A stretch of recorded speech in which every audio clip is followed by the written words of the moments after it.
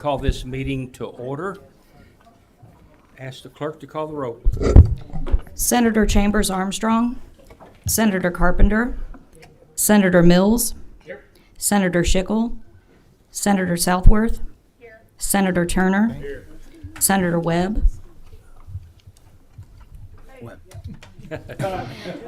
Senator Westerfield, Senator Wheeler, Senator Williams, Representative Ballman, Present. Representative Blanton, Representative Bowling, Representative Bridges, Representative Burke, Representative Chester Burton, Representative Dossett, Present. Representative Dotson, Here. Representative Flannery, Here. Representative Fugate, Here. Representative Gentry, Here. Representative Johnson, Here.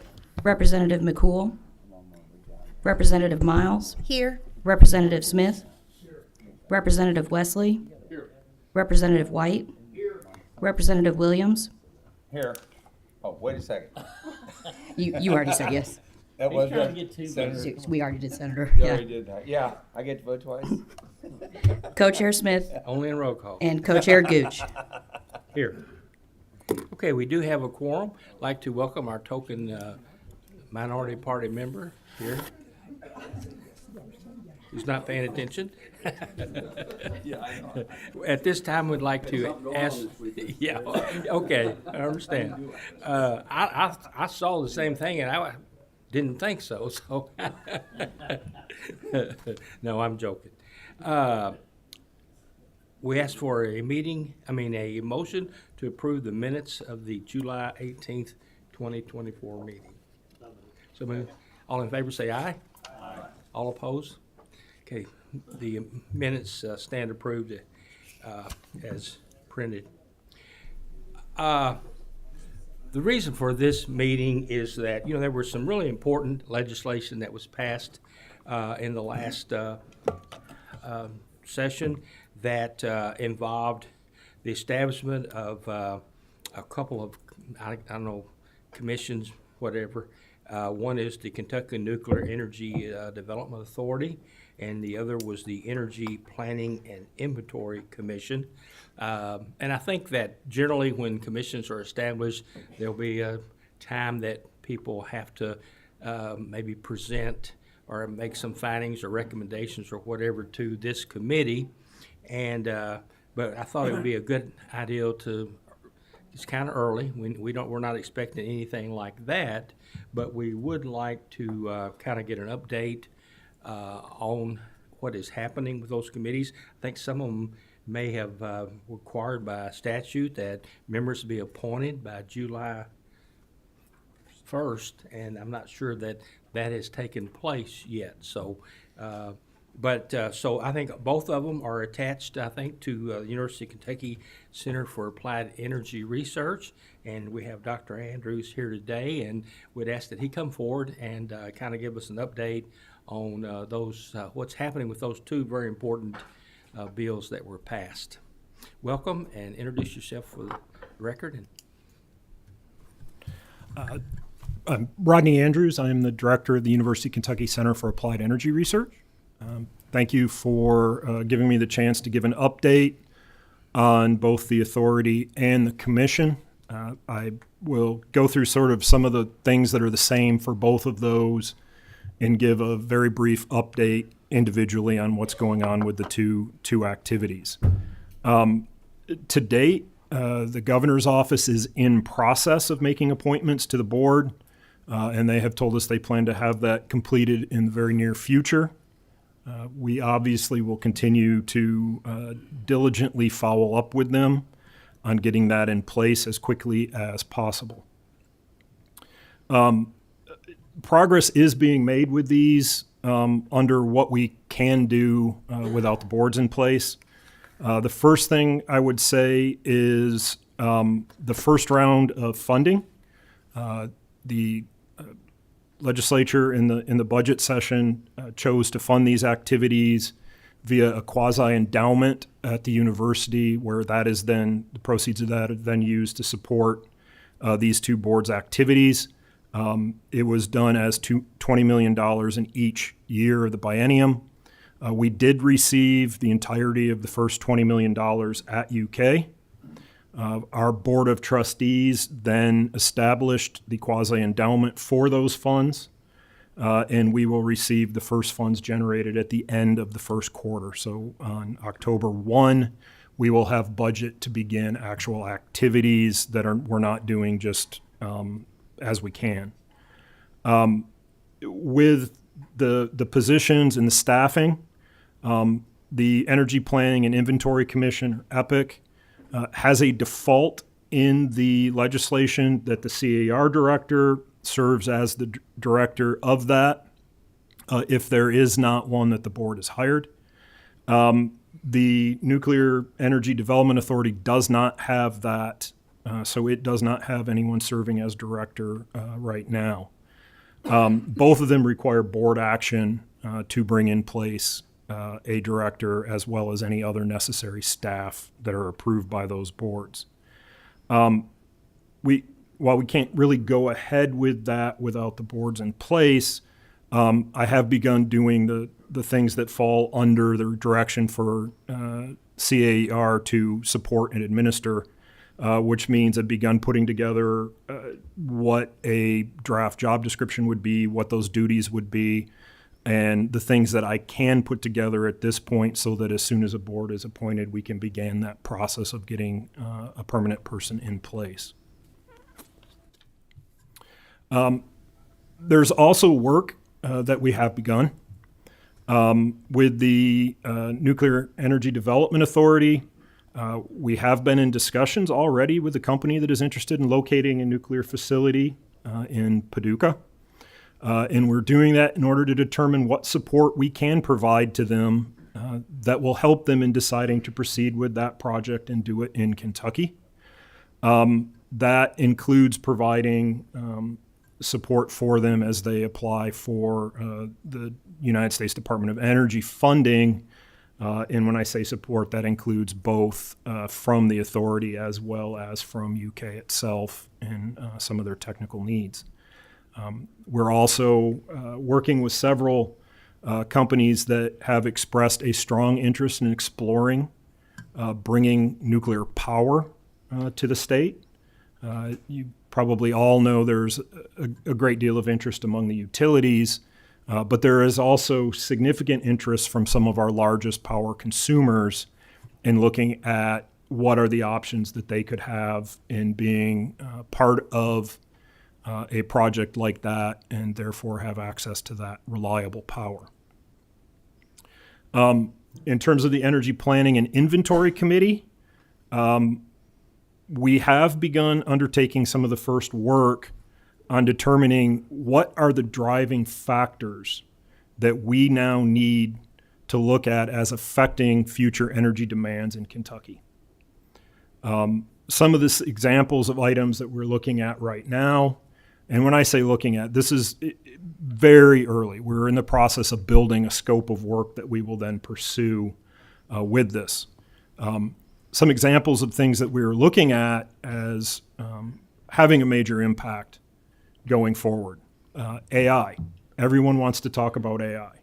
However, in practicality, it is a very, very significant, I almost said ginormous, I'm sorry. It is a very, very large load. It includes both the computational capacity as well as data storage and centers and the cyber systems that go along with that.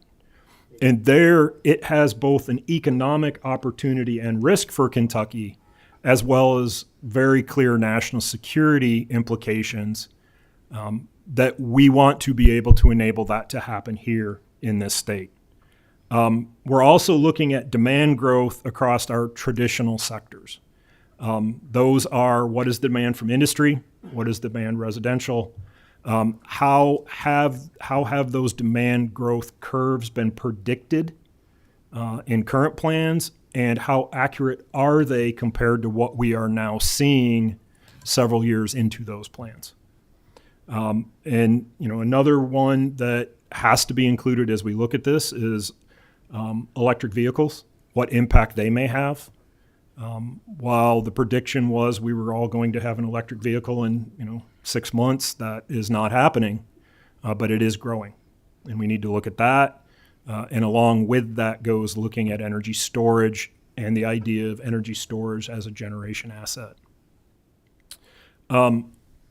What we view as a very time-critical aspect is determining if Kentucky's current generation capacity, planned capacity, and sourcing puts us at risk in terms of competing with surrounding states to attract new large power consumers, with particular needs relating to guaranteed additional capacity, reliability, and stability for things such as data centers and AI clusters.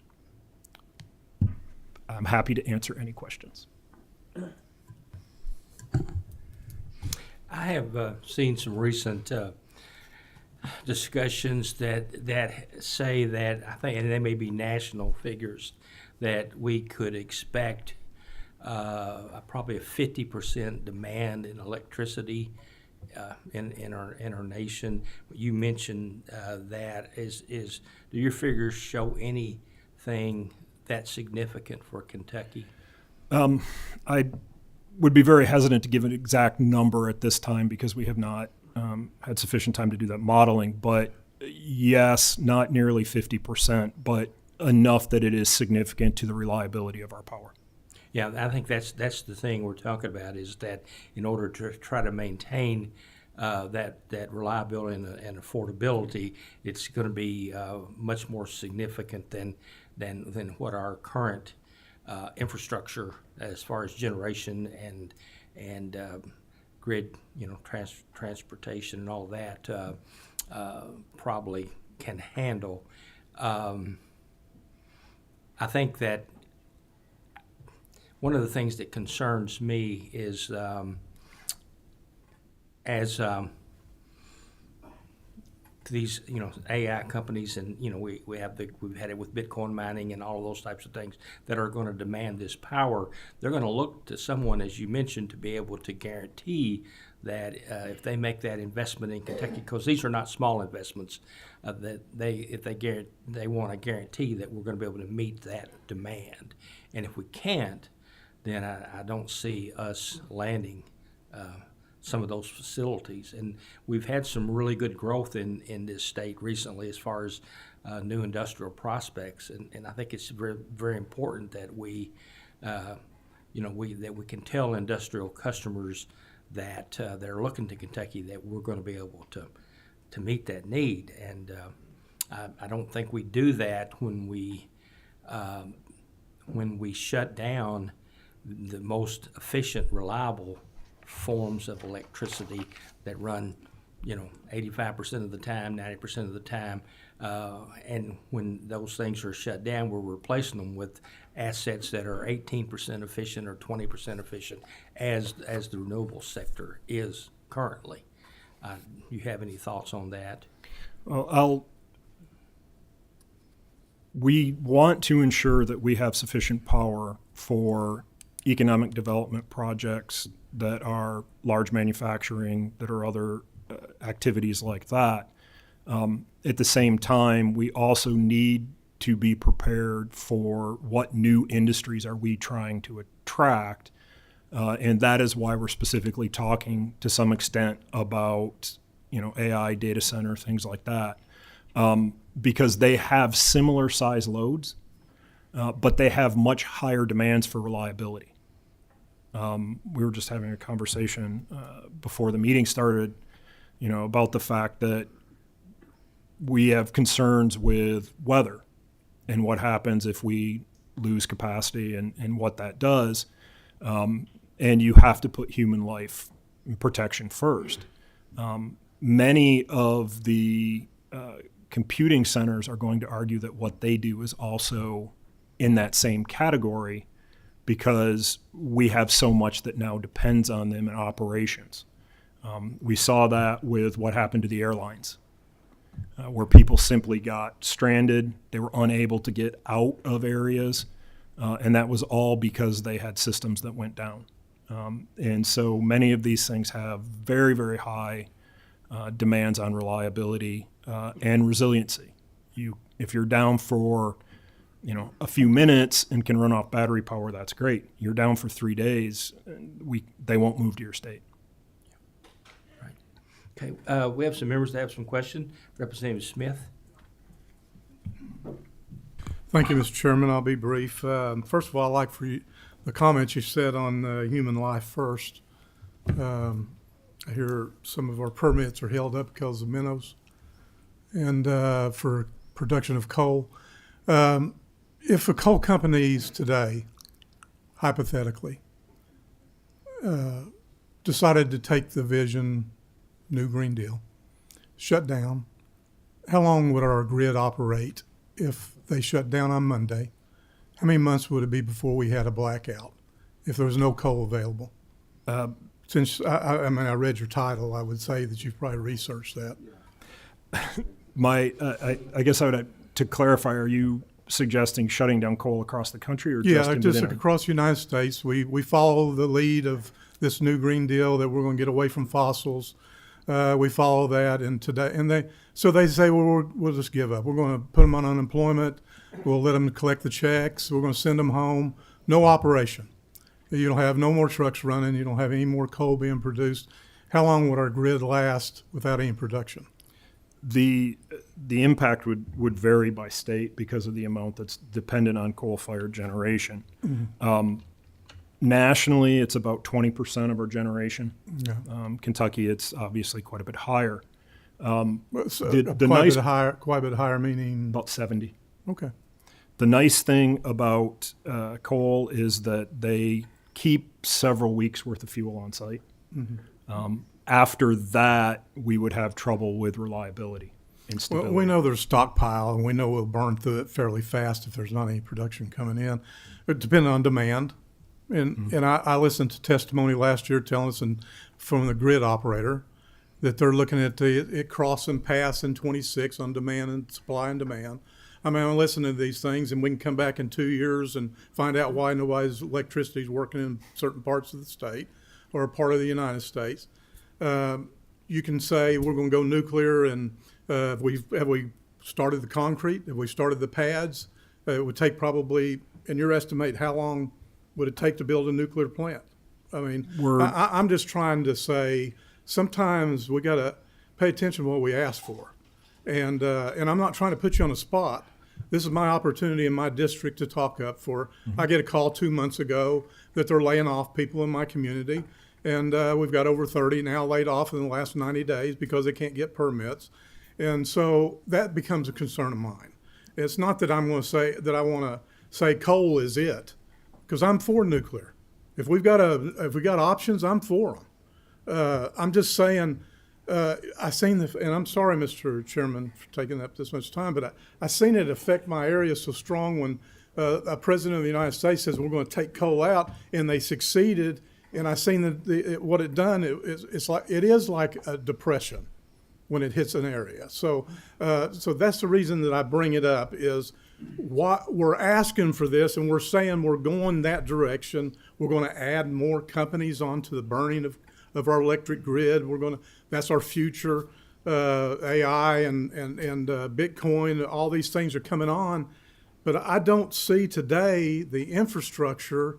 Other than us spending billions of our tax dollars to put solar in, I have no idea what that watt of power is costing us after we invest the billions, and we already have an infrastructure that is creating electric as we speak, but we're talking about tearing it down. And we're having to pass laws up here to try to protect it. It makes us look like we're trying to fight something that's really not good, but it is good. Because you're telling me at least 70% of the people in Kentucky their lights are on today because of coal. So I guess I wanted to make a point more than a question, but you're an expert and you run analysis for our leading university. What would you say today about coal and about the importance of keeping our coal-fired generators operating until we have those pads built and the plants constructed to switch over? Do you have any kind of mindset on that, or am I out of line in even asking that? I don't know. I'm just telling you where I'm at. I usually try to dodge that question. The answering some of your points, we would be extremely lucky to bring nuclear on in within 10 years. Large scale plants take a very long time to permit. The traditional plants, everybody's very excited about small modular reactors. They're cheaper, they're built, they permit differently. None have been built. There are certainly no commercial operations. Those are still in that process. So while I do believe nuclear has to be a very significant component of what we do meeting energy demand, I also share concerns of reliability and availability of power. Renewables have honestly come down in price that's not as much of an issue as being able to get that power where it needs to be and it being available when you need it. If I find ourselves, excuse me, Mr. Chairman, I'll end with this. I find ourselves wanting to have electric vehicles, yet I read that the car lots are sending them back, they can't sell them. I read that the ones that rent them sent massive numbers back. Because we've got ahead of the game without having the infrastructure, without having the plan out. And again, I'm not being critical of electric car. Have it if you want it. I've got a hybrid myself. My point is this: can we not set a long-term vision instead of a short-term? And can we not all get along and say this would be our model that we're going to use over the next 20 years to get there? Instead of stopping, say, permits, stopping operation. You told me enough to know today I've got to fight for it because 70% of my people are using it in Kentucky. I don't care what they're doing in Colorado. They got to worry about that. And you will also say this, when they run out, they come off of our grid. So what we're producing with coal, they're using it too. Do we not transfer to other states when they need it, when they can buy off of us? Mm-hmm. So we're also doing more than Kentucky, and we're also producing more than 70%. So in other areas. So I said all that to say, not to put you on the spot, but this is the only opportunity I get to stand for my district to say it's important enough to know what our future holds instead of us making decisions that affect us today that we're not prepared for tomorrow. As the chairman pointed out in his statement, we're not there. So anyway, thank you, and don't take this as I've never spoke. I didn't take this opportunity to put you in a spot, but it is my opportunity to stand for my district to say when people are telling me they're going home and they're unemployed and we still need them, that's what I'm trying to stay on top of. But anyway, Mr. Chairman, thank you for the indulgence. I think the simple answer to your question, Representative Smith, is it depends on who wins the election. But Dr. Andrew, one thing that we have people that are asking these questions, and they should ask the questions, because things are happening that many of us know are not, they're not going to happen. Many of the projections as far as carbon free or by 2050 or whatever, we know those things are not going to happen. We know we're not going to have a majority of electric vehicles by a certain date or whatever, and we know that. And but at our last meeting, we had a person testify, and I asked for a transcript of the meeting to go back and verify that what I heard was actually what they said. And what they said was that the Biden-Harris administration's Green New Deal that's going to require that coal-fired power plants that are going to be open past 2030 are going to have to capture 90% of the carbon. Now, there are coal plants out there that capture carbon, but none of them capture 90%. I'm not sure that the technology is available to do that. I'm not sure that that even if you capture it, what do you do with it? It's one thing to capture it, but you either, if you can't, some places are close to oil fields where they use it for enhanced oil recovery. Other places may use it for some beverage, industry, but not nearly enough. And so what that means then is once it's captured, you're going to have to probably build a pipeline to transport it somewhere where maybe you can then inject it in the ground and store it. But one of the things that they were saying was that two of the plants in Kentucky that would be projected to go beyond 2030, that the rate increase from those two plants could be from 67 to, I think, was it 97%? 96% is what the rate increase would it would cost from those two plants to continue beyond 2030. Now that's more than our ratepayers can. I don't think anybody can think they would pay that, and it concerns me that that our governor has actually talked about how much he was going to try to help Vice President Harris get elected, the person who's proposed these standards that would require coal plants in Kentucky that we know we're going to have, that the rate would be between 67 and 96% increase. And I think it's incumbent that our governor answer the question, like we're asking here today. Is he okay with that type of increase on Kentucky ratepayers? I mean, it's a fair question. And obviously, he's either not aware of it or he's not, it's not as important to him as electing someone that he thinks he may be in favor of their radical agenda. I don't know. But I think that we do need to ask that question. And I think the citizens deserve an answer. And so, anyway,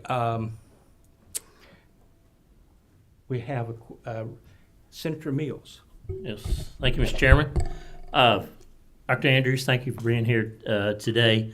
I've got just a couple of questions that, of course, Senate Bill 349, which was, started the EPIC process here. In Section 5, it says all appointments should be made no later than July 1. And so your report today, your conversations with the executive branch or the governor's office, in your opinion, do you believe that those appointments are forthcoming, or are there other things that this body needs to do to encourage those? Are you aware of anything that's holding up that we could assist the governor's office in to make those appointments? And the reason I ask that is because Chairman Gooch has made the point, but recently, this was in a blog post. We were talking about the amount of need for energy, and this is why we all think it's an important issue that immediately needs to be studied is that, PJM just had an auction to talk about future needs. And this is directly from a blog post that says, the most striking thing about this auction was the unprecedented increase in capacity prices. Prices across PJM region increased by a factor of over 800%, from almost $29 a megawatt to around $270 per megawatt.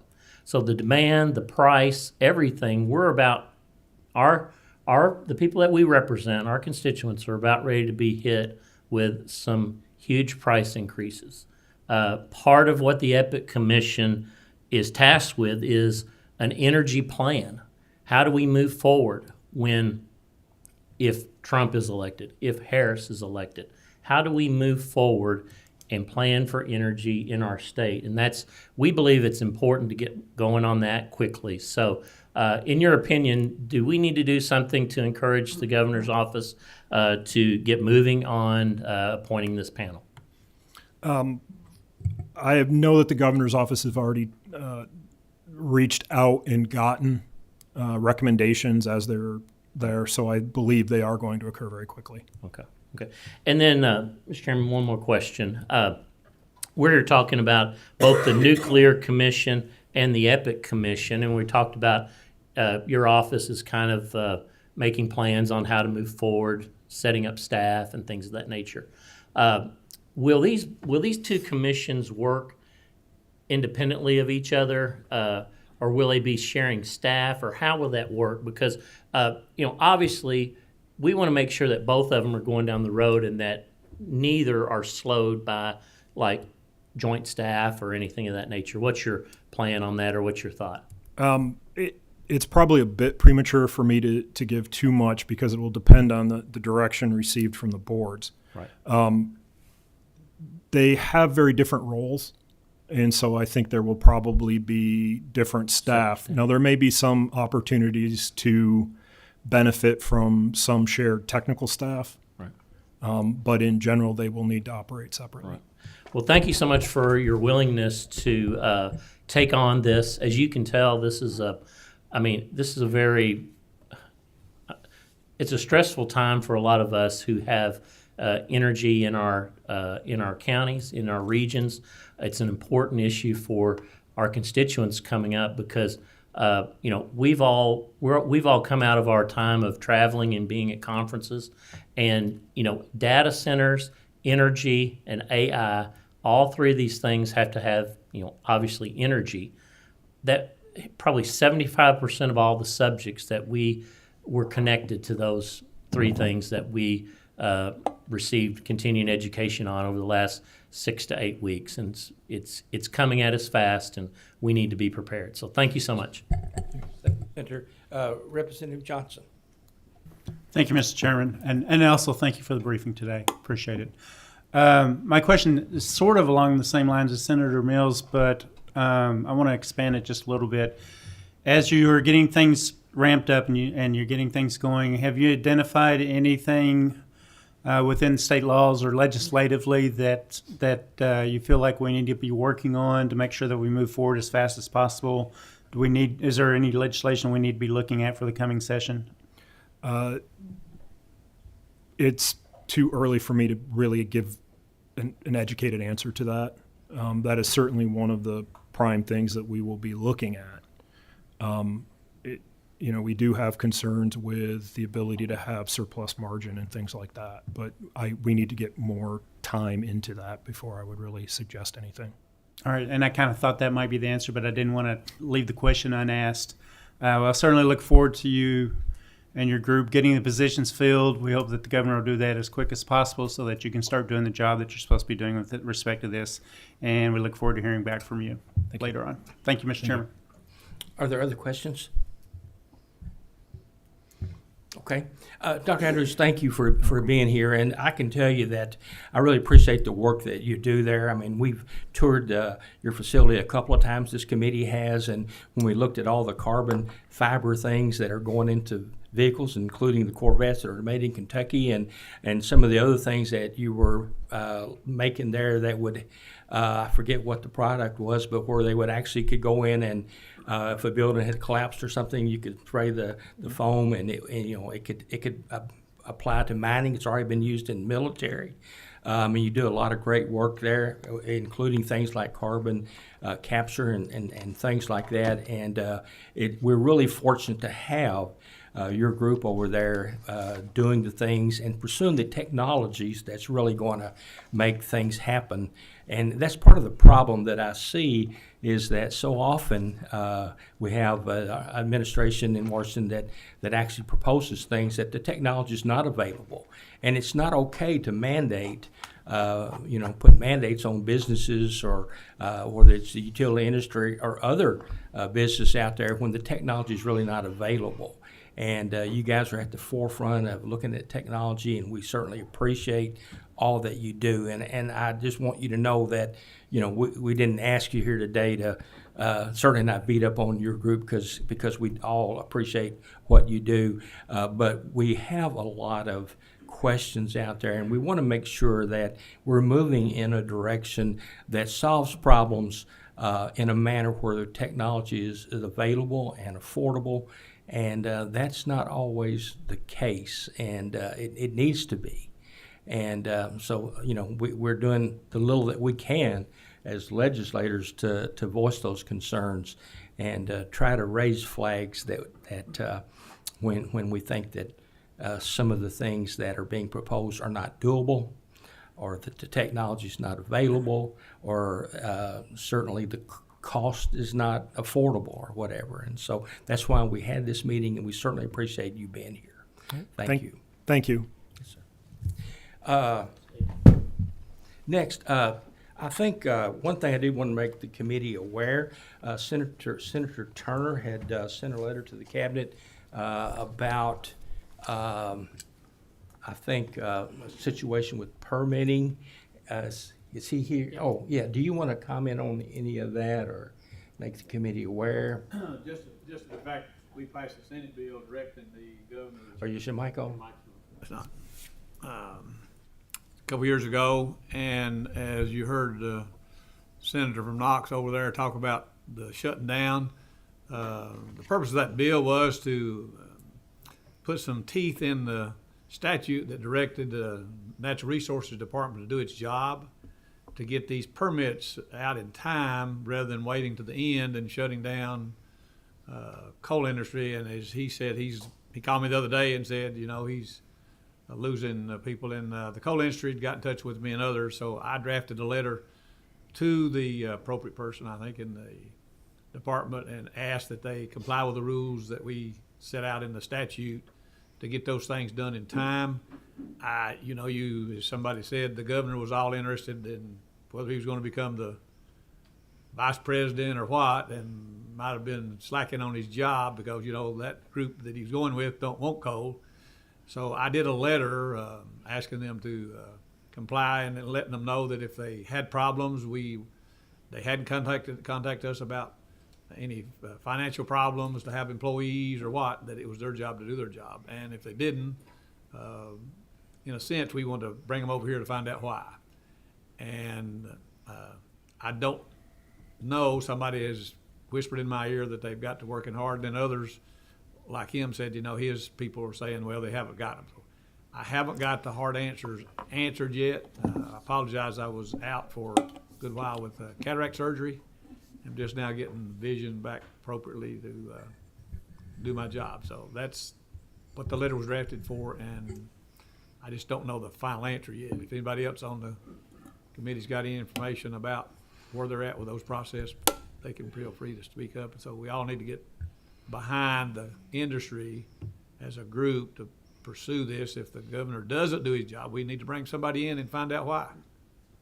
Well, let me just say that I did ask the cabinet to come today and provide us a response to the issues in your letter. They've told me that they are drafting a response to you, but they did not come today. And I can just say that when we, as a committee, ask them to come over as part of our oversight, we do expect them to come to the committee, and I consider it a slight when that does not happen. So I'm sure that, stay tuned, we'll look at that a little bit later. So with that, I want the committee to know that our next meeting is going to be September the 19th at 1 p.m. So anyone else have anything to bring before the committee? Not? Motion to adjourn? Second? All